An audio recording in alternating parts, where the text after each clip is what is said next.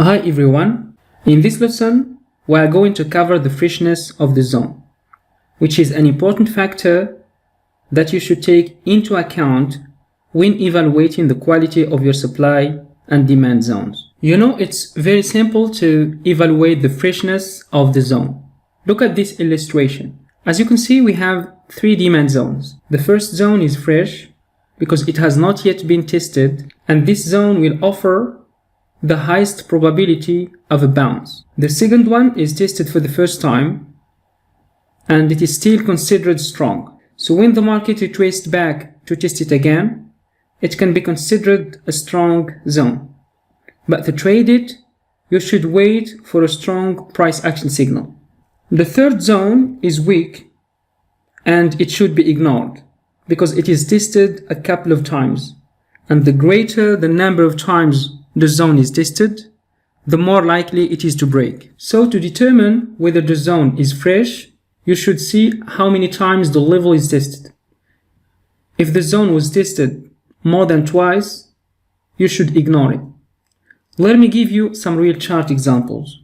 This is the US dollar, Canadian dollar for our chart. This is the supply zone, as you can see. The basic candle is this failed pin bar. But if we take the both candles, we can get an engulfing bar pattern. So to draw the zone, you draw the proximal line at the lower shadow of the first candle and the descent line at the upper shadow of the second candle. Now let's evaluate the strength of the move. As you can see, the market didn't spend much time before this move down. The size of candles is big, so the move is quick and strong. Alright? Now let's evaluate the freshness of the zone.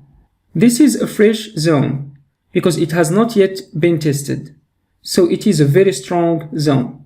After this retracement, the market was rejected and price went down. So this is the first test. So right now the zone is tested for the first time. After this retracement, the market will test the zone for the second time, but it is still valid and tradable. But after this test, you should ignore this zone because it is no more fresh. Let me give you another example.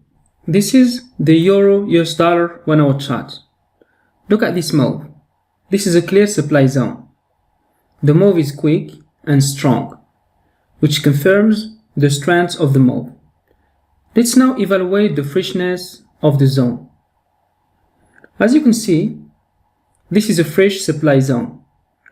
So you should pay attention when the market is traced back to test this zone. This is the first test and this is the second one. So right now the zone is valid and tradable. But after the second test, you should ignore this zone. It is no more fresh. It was tested a couple of times, and the greater the number of times the zone is tested, the more likely it is to break. And that's what happened. The market broke the zone and went up.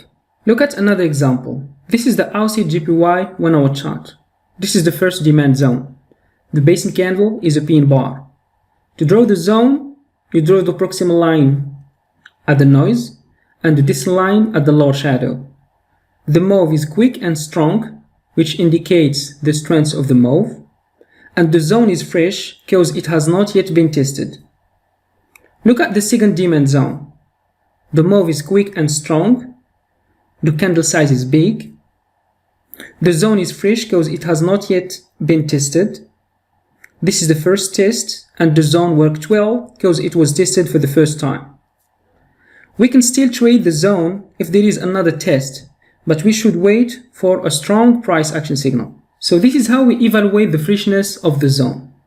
Remember, a fresh zone offers the highest probability of a bounce.